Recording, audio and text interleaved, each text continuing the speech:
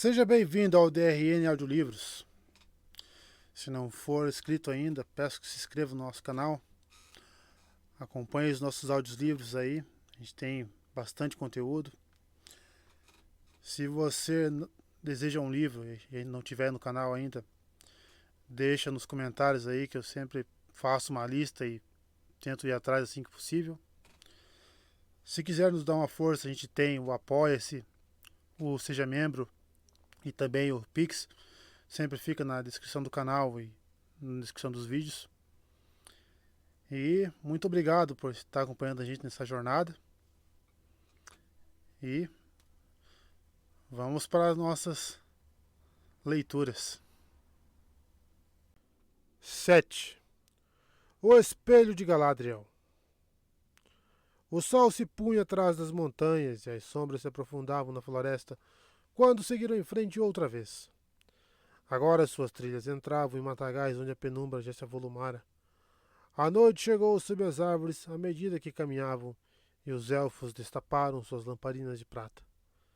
De repente, voltaram a sair para um lugar aberto e viram-se embaixo de um pálido céu vespertino, perfurado por algumas estrelas precoces. Diante deles havia um amplo espaço sem árvores, fazendo um grande círculo e curvando-se de ambos os lados.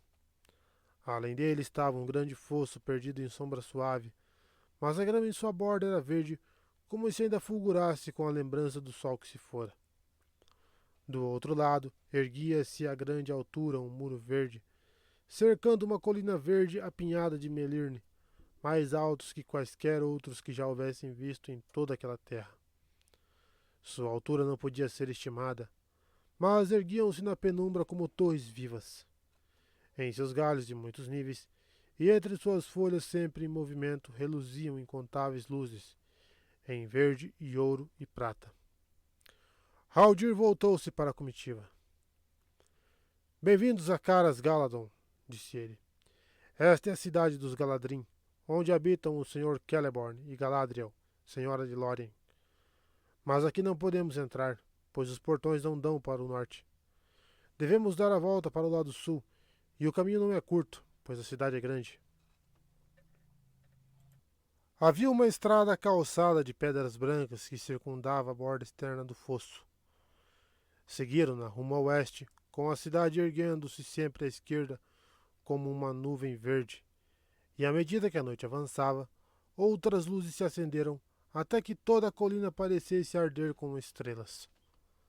Por fim chegaram a uma ponte branca e, ao atravessar, encontraram os grandes portões da cidade. Davam para o sudoeste, posto entre as extremidades da muralha circundante que ali se sobrepunham, e eram altos e fortes e guarnecidos de muitas lâmpadas. Haldir bateu e falou, e os portões se abriram silenciosamente. Mas Frodo não teve sinal de guardas. Os viajantes passaram para dentro e os portões se fecharam atrás deles. Estavam em uma alameda funda entre as extremidades da muralha e, atravessando-a depressa, entraram na cidade das árvores. Não podiam ver gente nem ouvir pés nas trilhas, mas havia muitas vozes em sua volta e no ar acima. Bem longe, na colina, podiam ouvir o som de cantos que desciam do alto como chuva suave sobre as folhas. Percorreram muitas trilhas e subiram por muitas escadarias até chegarem aos lugares elevados e verem à sua frente, em meio a um amplo gramado, uma fonte que rebrilhava. Era iluminada por lâmpadas de prata que oscilavam nos ramos das árvores, e a água caía em uma bacia de prata do qual se derramava uma torrente branca. Do lado sul do gramado erguia-se a mais imensa de todas as árvores. Seu grande caule liso brilhava como seda cinzenta, e ela subia até que os primeiros galhos, bem no alto, abrissem seus enormes membros embaixo de sombrias nuvens de folhas. Junto a ela estava apoiada uma larga escada branca, e ao pé desta estavam sentados 3 elfos. Levantaram-se de um salto quando os viajantes se aproximaram, e Frodo viu que eram altos e trajavam cotas de malhas cinzentas, e de seus ombros pendiam longos mantos brancos.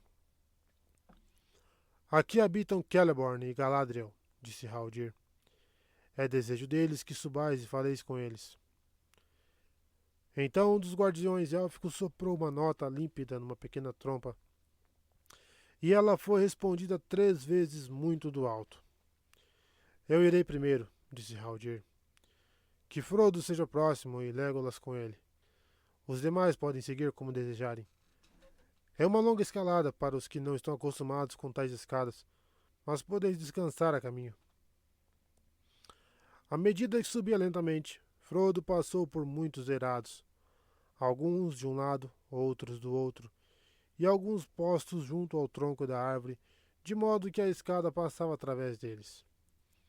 A grande altura acima do solo, ele chegou a um amplo talã, como o convés de um grande navio.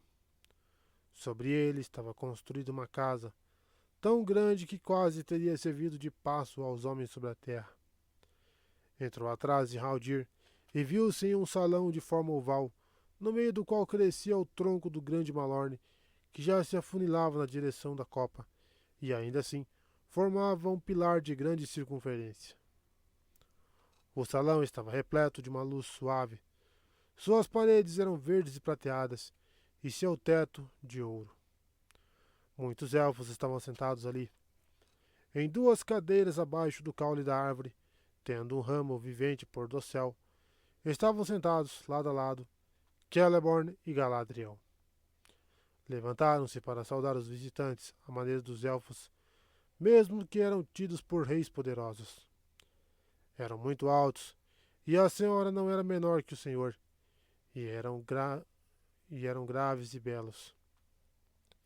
Estavam trajados todos de branco, e os cabelos da senhora eram de dourado profundo, e os cabelos do senhor Celeborn eram de prata, longos e luzidios. Mas não portavam sinal de idade, a não ser no fundo de seus olhos, pois esses eram aguçados como lanças à luz das estrelas, e, no entanto, profundos, poços de intensa memória. Haldir conduziu Frodo diante deles, e o Senhor lhe deu as boas-vindas em sua própria língua. A senhora Galadriel não disse palavra, mas fitou-lhe o rosto por muito tempo. Senta-te agora ao lado de minha cadeira, Frodo do Condado, disse Celeborn. Quando todos estiverem vindo, falaremos entre nós. Saudou cortesmente, pelo nome, cada um dos companheiros à medida que entravam. Bem-vindo, Aragorn, filho de Arathorn, disse ele. Faz 38 anos do mundo exterior que vieste a esta terra, e esses anos jazem pesados sobre ti. Mas o fim está próximo, por bem ou por mal. Depõe tua carga aqui por algum tempo. Bem-vindo, filho de Thranduil. Muito raramente minha gente viaja para cá vindo do norte. Bem-vindo, Gimli, filho de Glóin. Muito tempo faz, deveras, que vimos alguém do povo de Durin em Caras Galadon. Mas hoje quebramos nossa longa lei. Que seja um sinal de que, apesar de agora o mundo estar escuro, dias melhores se avizinham e de que a amizade haja de se renovar entre nossos povos. Gimli fez uma mesura profunda. Quando todos os visitantes estavam sentados diante de sua cadeira, o Senhor os olhou de novo. Aqui estão 8, disse ele. 9 deviam ter partido, assim diziam as mensagens. Mas talvez tenha ocorrido alguma mudança de conselho que não ouvimos. Elrond está longe e a treva se acumula entre nós, e por todo este ano as sombras se tornaram mais compridas.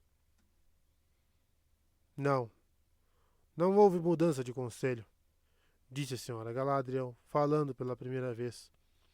Sua voz era límpida e musical, porém mais grave que o costumeiro nas mulheres. Gandalf o Cinzento partiu com a comitiva, mas não atravessou as fronteiras desta terra. Agora contai-nos onde ele está, pois eu muito desejava falar outra vez com ele. Mas não consigo vê-lo de longe, a não ser que venha a ter entre as barreiras de Lothlórien. Há uma névoa cinzenta em seu redor, e os caminhos de seus pés e sua mente me são ocultos. Ai de nós! Exclamou Aragorn. Gandalf o Cinzento tombou na sombra. Ele ficou em Moria e não escapou. Diante dessas palavras, todos os elfos do salão clamaram em alta voz, de pesar e espanto. Estas são notícias malignas, disse Celeborn. As mais malignas que foram ditas aqui em longos anos repletos de feitos aflitivos. Voltou-se para Haldir. Por que nada disto me foi contado antes? Perguntou na língua élfica. Não falamos a Haldir sobre nossos feitos ou propósitos, disse Legolas. De início estávamos exaustos e o perigo estava muito perto atrás de nós. E depois quase nos esquecemos de nosso pesar por um tempo, caminhando contentes nas belas trilhas de Lórien. Porém, nossa aflição é grande e nossa perda não pode ser reparada, comentou Frodo. Gandalf foi nosso guia e nos conduziu através de Moria. E quando nossa fuga parecia estar além da esperança, ele nos salvou e tombou. Contai-nos agora toda a história, disse Celeborn. Então Aragorn relatou tudo o que ocorrera no passo de Caradhras e nos dias que se seguiram, e falou de Balin e seu livro, e do combate na Câmara de Mazarbul, e do fogo, e da ponte estreita, e da vinda do terror. Parecia um mal do mundo antigo tal como jamais vi antes, disse Aragorn. Era ao mesmo tempo sombra e chama, forte e terrível. Era um Balrog de Morgoth, disse Legolas. Dentre todas as ruínas dos elfos, a mais mortífera, exceto pelo um que se assenta na Torre Sombria. Deveras vi sobre a ponte aquilo que assombra nossos mais sombrios sonhos. Vi a ruína de Durin, disse Gimli em voz baixa, e tinha pavor nos olhos. Ai de nós, disse Celeborn. Por muito tempo tememos que um terror dormisse sob Caradhras. Mas soubesse eu que os anãos voltaram a instigar esse mal em Moria, ter-te-ia proibido ultrapassar as fronteiras do norte, a ti e a todos que vinham contigo. E, se fosse possível, dir-se-ia que no fim Gandalf caiu da sabedoria para a loucura, entrando sem necessidade na rede de Moria. Seria deveras temerário quem dissesse tal coisa, disse Galadriel com gravidade. Não foi inútil nenhum dos feitos de Gandalf em sua vida. Os que o seguiam não lhe conheciam a mente e não podem relatar seu pleno propósito. Mas não importa o guia. Os seguidores são inocentes. Não te arrependas de tuas boas-vindas ao anão. Se o nosso povo tivesse sido exilado de Lothlórien por muito tempo e muito longe, quem dentre os Galadrim, mesmo Celeborn, o sábio, passaria por perto e não desejaria contemplar seu antigo lar, por muito que tivesse se tornado morada de dragões? Escura é a água de Keled Zaran, e frias são as nascentes de Kibil Nala, e belos foram os salões de muitas colunas de Khazad-dûm nos dias antigos, antes da queda de reis poderosos sob a pedra. Fitou Gimli, que estava sentado, carrancudo e triste, e sorriu. E o anão, ouvindo os nomes ditos em sua própria língua antiga, ergueu os olhos e encontrou-os dela. E lhe pareceu que olhava de súbito para dentro do coração de um inimigo e via ali amor e compreensão. O pasmo lhe veio ao rosto e então ele sorriu em resposta. Levantou-se desajeitado e fez uma mesura à maneira dos anãos, dizendo: Porém, ainda mais bela é a terra vivente de Lórien, e a senhora Galadriel está acima de todas as joias que jazem sobre a terra. Fez-se silêncio. Por fim, Celeborn falou de novo. Não sabia que vosso apuro era tão maligno, disse ele. Que Gimli esqueça minhas palavras rudes. Falei pela inquietação de meu coração. Farei o que puder para auxiliar-vos, a cada um conforme seu desejo e necessidade, mas especialmente aquele do povo pequeno que leva o fardo. Tua demanda nos é conhecida, comentou Galadriel, olhando para Frodo. Mas aqui não falaremos mais abertamente dela. Porém, não se provará em vão, quem sabe, que viestes a esta terra em busca de auxílio, como o próprio Gandalf obviamente pretendia. Pois o Senhor dos Galadrim é considerado o mais sábio dos elfos da Terra-média e doador de dádivas além do poder dos reis. Ele habitou no oeste desde os dias do amanhecer, e eu habitei com ele por anos incontados. Pois antes da queda de Nargothrond, ou Gondolin, passei por cima das montanhas, e juntos, através das eras do mundo, combatemos a longa derrota. Fui eu quem primeiro convocou o Concílio Branco, e se meus desígnios não tivessem sido malogrado, ele teria sido governado por Gandalf o Cinzento, e então talvez as coisas tivessem se passado de outro modo. Mas mesmo agora resta esperança. Não vos darei conselhos, dizendo fazer isto ou fazer aquilo, pois não na feitura e na trama, nem na escolha entre este caminho e outro, posso valer, mas apenas em saber o que foi e o que é, e em parte também o que há de ser. Mas isto vos direi: vossa demanda repousa sobre o gume de uma faca. Desviai-vos apenas um pouco que ela fracassará, para a ruína de todos. No entanto, a esperança permanece enquanto toda a comitiva for fiel. E com essa palavra, ela os deteve com os olhos, e em silêncio os olhou um a um, esquadrinhando-os. Nenhum, exceto Legolas e Aragorn, pôde suportar seu olhar por muito tempo. Sam enrubesceu depressa e deixou a cabeça pender. Por fim, a senhora Galadriel os liberou do seu olhar e sorriu. Não deixai vossos corações se afligirem, disse ela. Esta noite é a vez de dormir em paz. Então eles suspiraram e sentiram-se subitamente exaustos, como quem foi interrogado longa e profundamente, apesar de nenhuma palavra ter sido falada em público. Ide agora, disse Celeborn. Estais esgotados de pesar e grande labuta. Tô mesmo. Mesmo que vossa demanda não nos dissesse respeito intimamente, deveríeis ter refúgio nesta cidade até estar descurados e refeitos.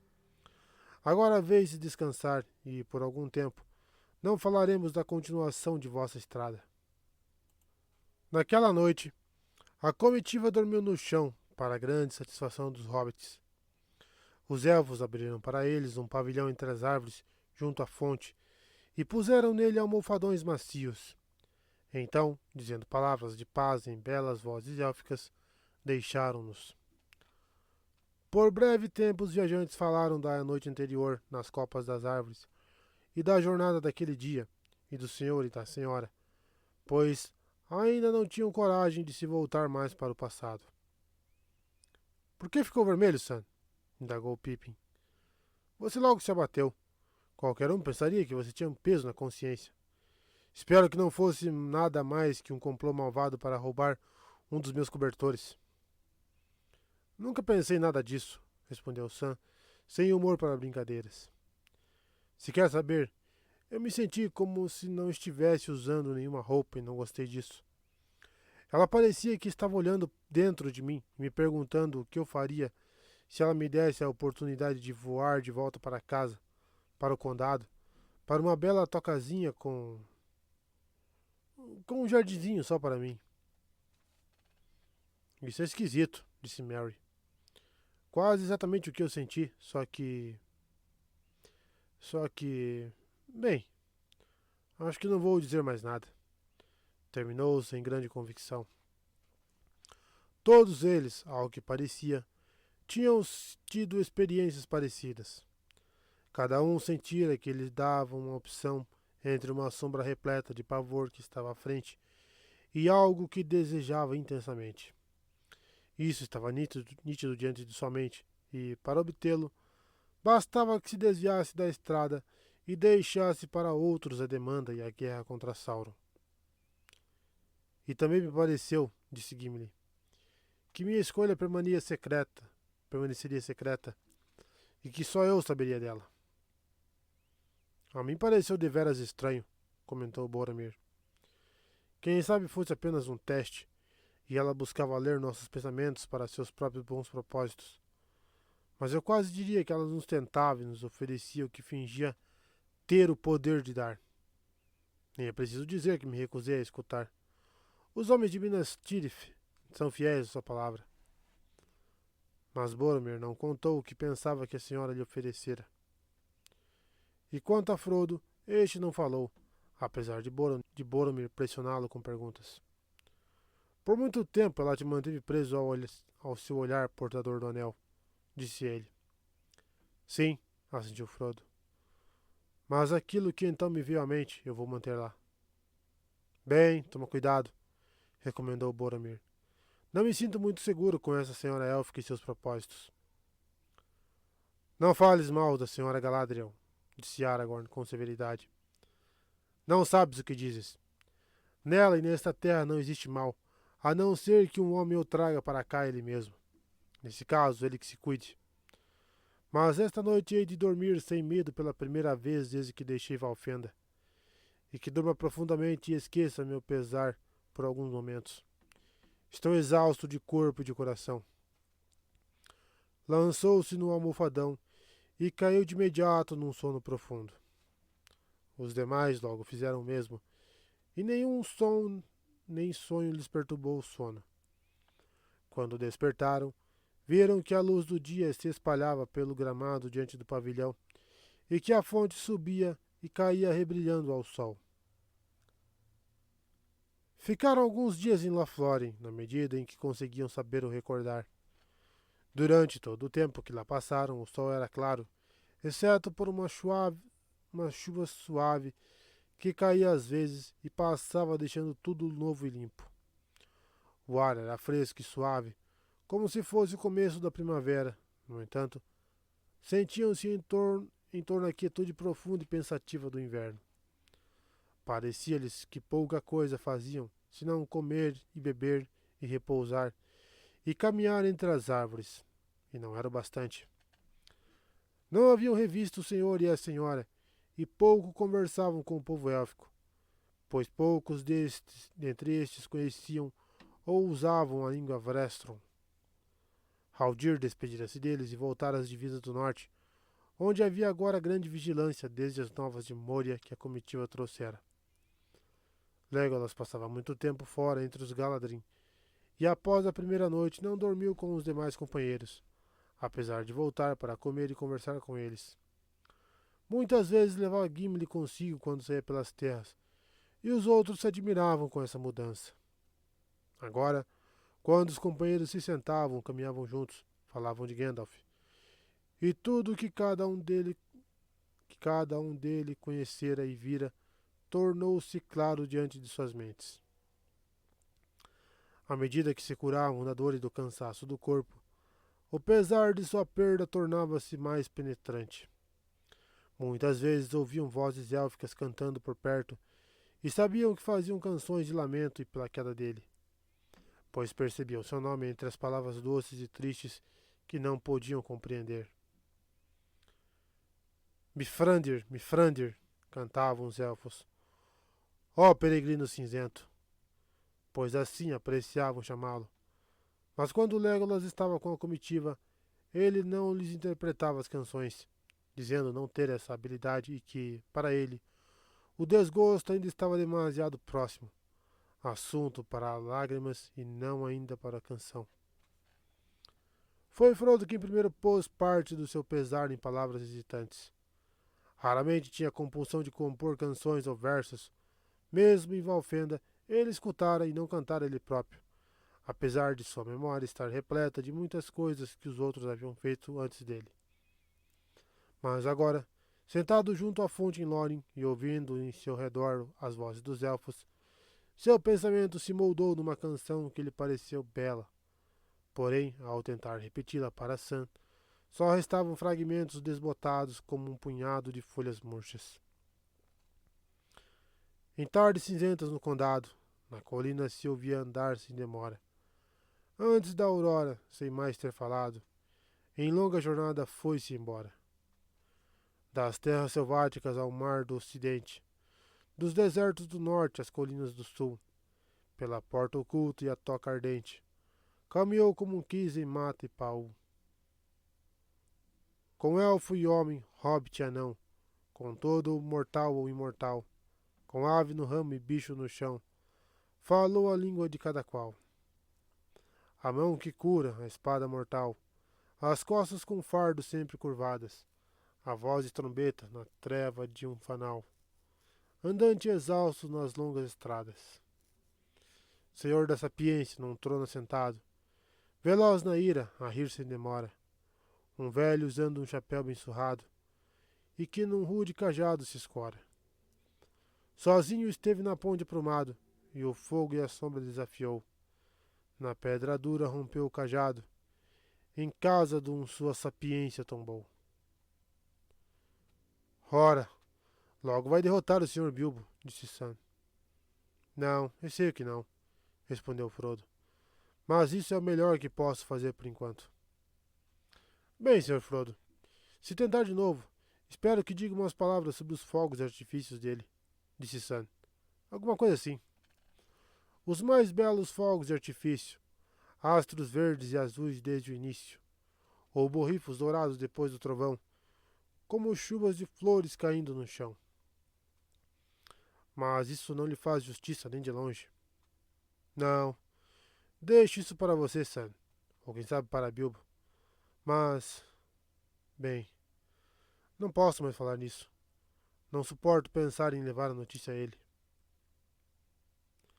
Certa tardinha, Frodo e Sam andavam juntos na penumbra fresca. Ambos sentiam-se inquietos outra vez. Sobre Frodo caíra de repente a sombra da partida. De algum modo, sabia estar muito próxima à hora em que teria de deixar Lothlórien. O que você acha dos elfos agora, Sam?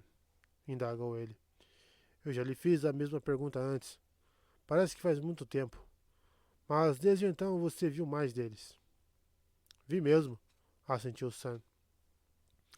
E acho que tem elfos e elfos. São todos bastante élficos, mas não são todos iguais. Este povo daqui não é vagante, nem sem lar, e parece um pouco mais próximo de gente como nós. Parece que pertence a este lugar, ainda mais do que os hobbits pertencem ao condado. Se foram eles que fizeram a terra, ou a terra que os fez, é difícil dizer, se me entende. Aqui é maravilhosamente tranquilo. Nada parece que está acontecendo, e ninguém parece querer que aconteça. Se tem magia por aí, ela está bem no fundo, onde não consigo pôr a mão, por assim dizer. Pode-se vê-la e senti-la em toda parte, disse Frodo. Bem, respondeu Sam, não dá para ver ninguém fazendo ela. Não tem fogos de artifício como o pobre velho Gandalf costumava exibir. Me admira que não vimos sinal do senhor e da senhora esses dias todos, mas imagino que ela poderia fazer algumas coisas maravilhosas se quisesse. Gostaria imensamente de ver alguma magia élfica, Sr. Frodo. Eu não, comentou Frodo. Estou contente, e não sinto falta dos fogos de artifício de Gandalf, e sim das suas sobrancelhas cerradas, do seu gênio impaciente e da sua voz. Tem razão, disse Sam. E não pense que estou me queixando. Muitas vezes eu quis ver uma magia, como dizem nos velhos contos, mas nunca ouvi falar de uma terra melhor que esta. É como estar em casa e de férias ao mesmo tempo, se me entende. Não quero ir embora. Ainda assim, estou começando a sentir que, se precisamos ir em frente, seria melhor começar logo. É o serviço que nunca começa que leva mais tempo para acabar, como costumava dizer meu velho feitor. E acho que esta gente pode fazer muito mais para nos ajudar com. E não acho que esta gente pode fazer muito mais para nos ajudar com ou sem magia. E quando sairmos desta terra que vamos sentir mais falta de Gandalf. É o que penso. Receio que isso seja bem verdade, Sam, respondeu, disse Frodo. Mas tenho grande esperança de que antes de partirmos, havemos de ver a Senhora dos Elfos outra vez. Enquanto ele falava, eles viram, como se viessem em resposta às suas palavras, a Senhora Galadriel que se aproximava. Alta e alva e bela, caminhava sob as árvores. Não disse palavra, mas lhes acenou que viesse. Desviando-se, levou-os rumo às encostas meridionais da colina de Caras Galadon, e atravessando uma alta sebe verde, eles chegaram a um jardim cercado. Ali não crescia nenhuma árvore, e ele estava aberto para o céu. O astro vespertino nascera e brilhava com fogo branco sobre as matas a oeste. Descendo por um longo lanço de escadas, a senhora entrou no profundo côncavo verde, atravessado pelo murmurante riacho de prata que saía da nascente na colina. No fundo, sobre um pedestal baixo entalhado como árvore ramificada, havia uma bacia de prata, larga e rasa, e um jarro de prata ao lado dela. Com a água do riacho, Galadriel encheu a bacia até a borda e soprou nela. E quando a água voltou a se aquietar, ela falou: Eis o espelho de Galadriel, disse ela. Trouxe-vos aqui para que possais olhar nele se quiserdes. O ar estava muito tranquilo e o valezinho escuro, e a senhora élfica ao seu lado era alta e pálida. O que havemos de buscar e o que havemos de ver? Perguntou Frodo, repleto de pasmo. Muitas coisas posso mandar que o espelho revele, respondeu ela, e a alguns posso mostrar o que desejam ver. Mas o espelho também mostra coisas inesperadas, e essas muitas vezes são mais estranhas e mais vantajosas que aquelas que desejamos contemplar. O que verás se deixares o espelho livre para agir, não sei dizer. Pois ele mostra coisas que foram, e coisas que são, e coisas que ainda poderão ser. Mas qual delas ele mesmo, mas qual delas ele vê mesmo o mais sábio não pode sempre saber. Desejas olhar? Frodo não respondeu. E tu? Disse ela, voltando-se para Sam. Pois isto é o que teu povo chamaria de magia, creio eu. Porém não compreendo claramente o que querem dizer, e parece usar a mesma palavra sobre os engodos do inimigo.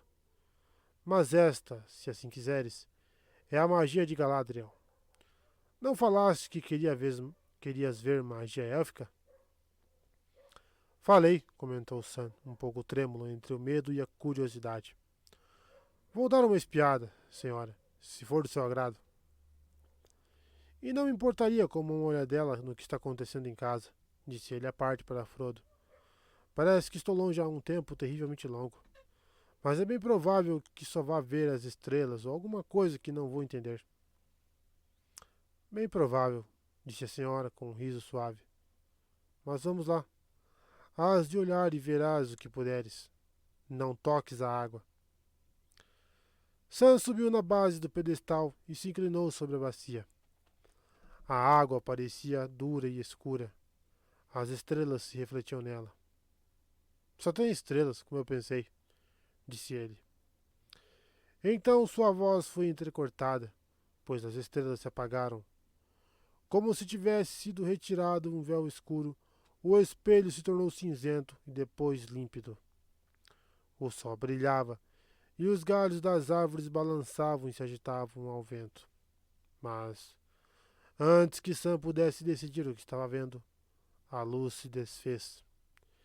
E agora queria ver Frodo, de rosto pálido, jazendo profundamente adormecido sobre um grande penhasco escuro.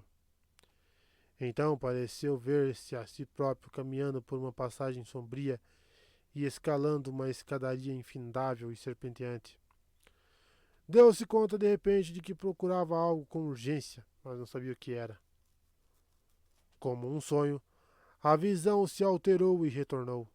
Ele viu as árvores outra vez. Mas dessa vez não estavam tão próximas e ele conseguia ver o que estava ocorrendo. Não estavam balançando ao vento, estavam caindo, despencando no chão. Ei! Exclamou Sam com voz ultrajada. É aquele Ted ruivão cortando árvores, o que não devia fazer. Elas não podiam ser derrubadas. É aquela avenida além do moinho que faz sombra na estrada de Beirágua. Queria pegar o Ted e derrubar ele. Mas então Sam notou que o velho moinho tinha desaparecido e que estavam erguendo uma grande construção de tijolos vermelhos onde ele estivera. Muita gente estava trabalhando com afinco. Havia uma alta chaminé vermelha ali perto. Fumaça negra parecia toldar a superfície do espelho. Tem alguma crueldade acontecendo no condado, disse ele. Elrond sabia o que estava fazendo quando quis mandar o Sr. Merry de volta. Então, de repente, Sam soltou um grito e se afastou com um salto. Não posso ficar aqui, disse ele agitado. Preciso ir para casa. Escavaram a rua do bolsinho e ali está o pobre velho feitor descendo a colina com suas tralhas no carrinho de mão. Preciso ir para casa.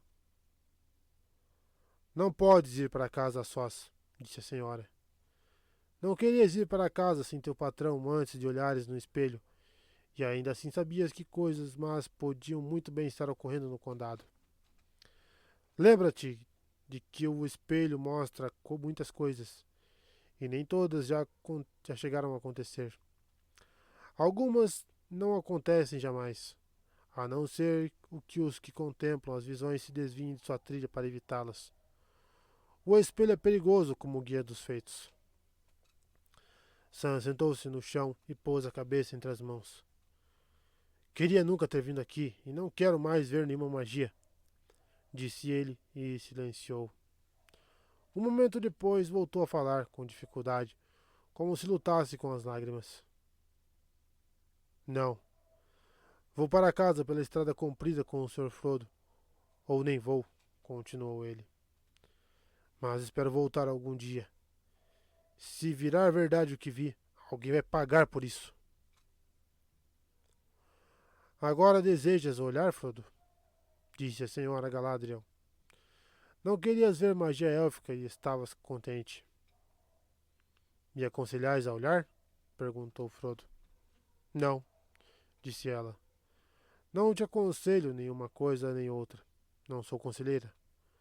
Podes aprender algo, e se for belo ou maligno que vires, isso poderá ser proveitoso, ou pode ser que não. Ver é ao mesmo tempo bom e perigoso.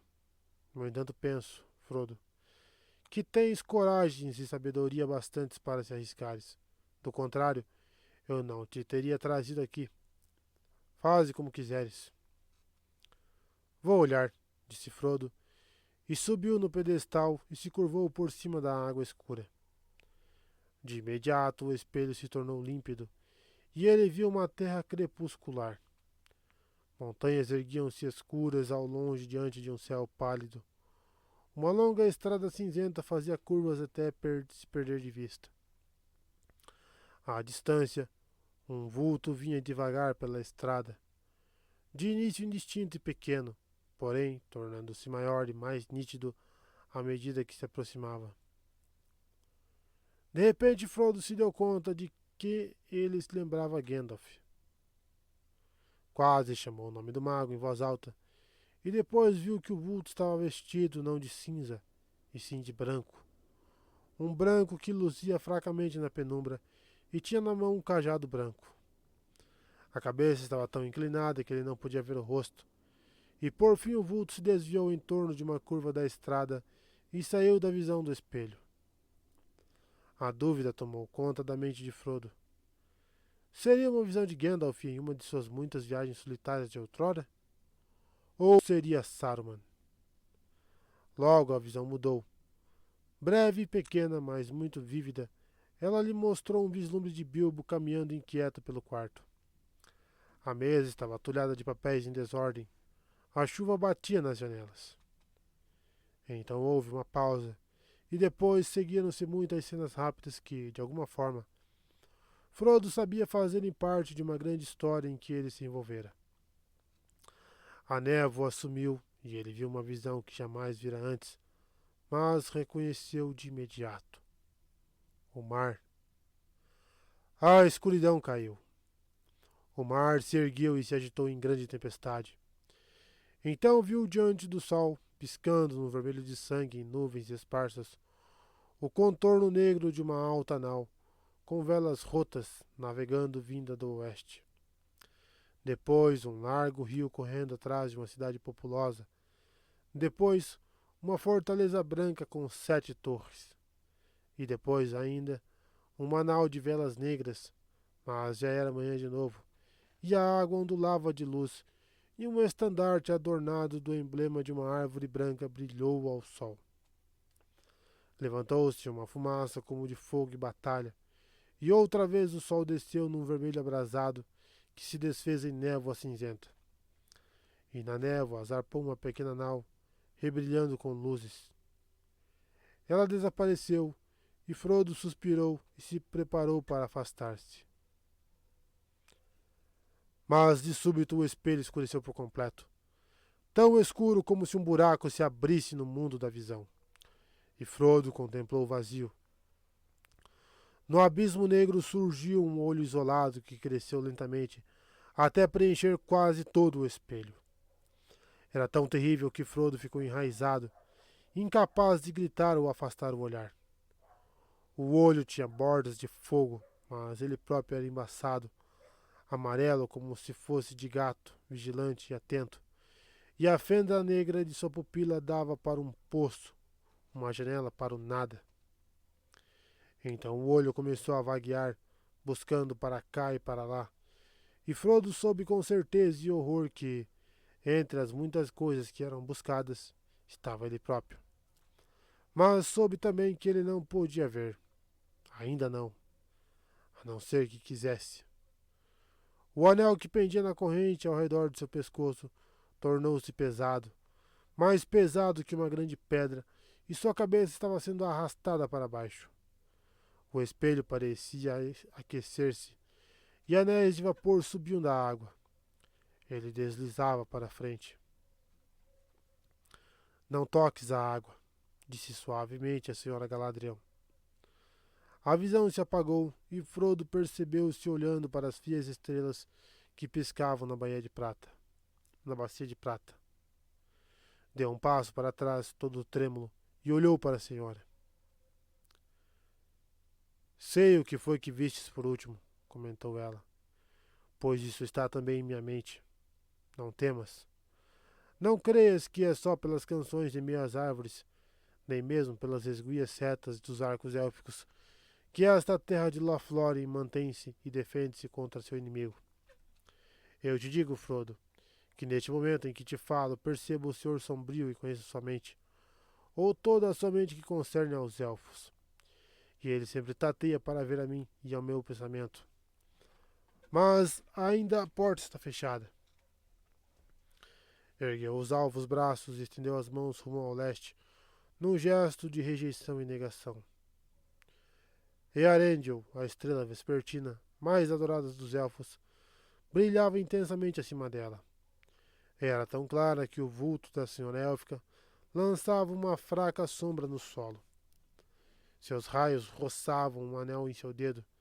Ele rebrilhava como ouro polido, recoberto de luz prateada, e nele uma pedra branca piscava como se a estrela Vesper tivesse descido para repousar em sua mão. Frodo contemplou o anel, pasmado, pois, de súbito, lhe pareceu que compreendia. Sim, disse ela, adivinhando seu pensamento. Não é permitido falar nele, e Elrond não podia fazê-lo. Mas ele não pode ser ocultado do portador do anel e de alguém que viu o olho. Deveras é na terra de Lórien, no dedo de Galadriel, que permanece um dos três. Este é Nenya, o anel de diamante, e sou eu quem o guarda. Ele suspeita, mas não sabe. Ainda não. Não vês agora porque tua vinda é para nós como as passadas da condenação? Pois se fracassares, estaremos revelados ao inimigo. Porém, se tiveres sucesso, nosso poder diminuirá, e Lothlórien minguará, e as marés do tempo a varrerão. Teremos de partir para o oeste, ou definhar em um povo rústico de vale e caverna, para lentamente esquecermos e sermos esquecidos. Frodo curvou a cabeça. E o que desejas? Disse ele por fim. Que seja aquilo que deva ser, respondeu ela. O amor dos elfos por sua terra e suas obras é mais profundo que as profundas do mar. E seu remorso é imorredouro e jamais pode ser aliviado por completo. No entanto, lançarão tudo ao longe antes de se submeterem a Sauron, pois agora o conhecem. Pela sina de Lothlórien tu não respondes, e sim apenas pela realização de tua própria tarefa. No entanto, eu desejaria, se alguma coisa servisse, que um anel jamais tivesse sido feito, ou que tivesse ficado perdido para sempre. Vós sois sábia e destemida e bela, senhora Galadriel, disse Frodo. Dar-vos-ei um anel, se me o pedirdes. É algo demasiado grande para mim. Galadriel riu um riso repentino e nítido. Sábia pode ser a senhora Galadriel, disse ela.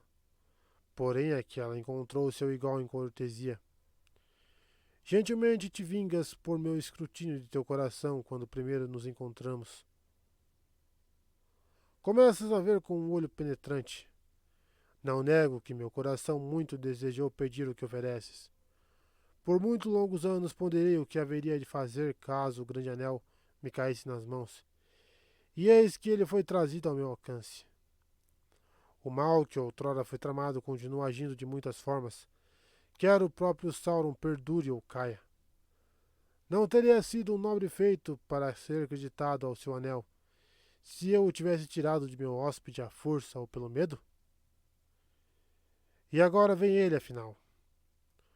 Tu me darás o anel de livre vontade. No lugar do Senhor Sombrio colocarás uma rainha, e não hei de ser sombria, e sim linda e terrível como a manhã e a noite, bela como o mar e o sol e a neve na montanha, terrível como a tempestade e o relâmpago, mais forte que os fundamentos da terra. Todos hão de me amar e se desesperar.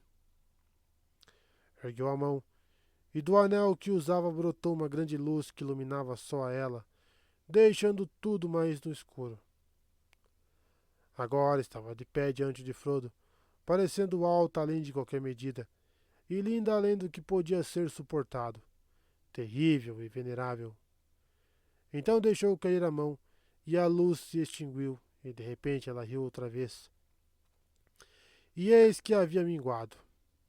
Uma elfa esbelta, trajada de branco singelo, cuja voz gentil era suave e triste.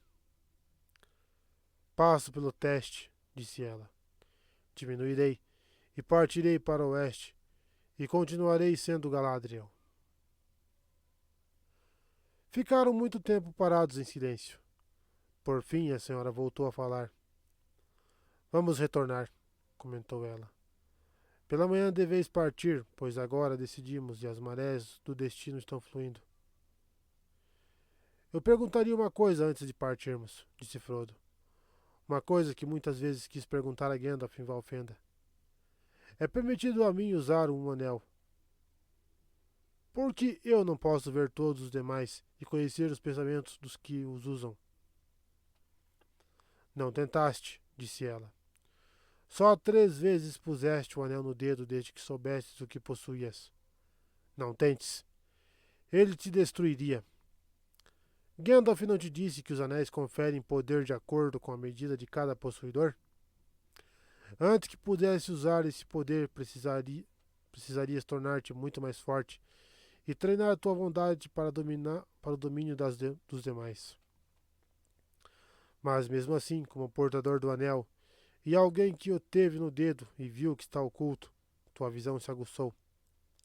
Percebeste meu pensamento mais claramente do que muitos são tidos por sábios. Viste o olho daquele que detém os 7 e os 9. E não viste e reconheceste o anel em meu dedo?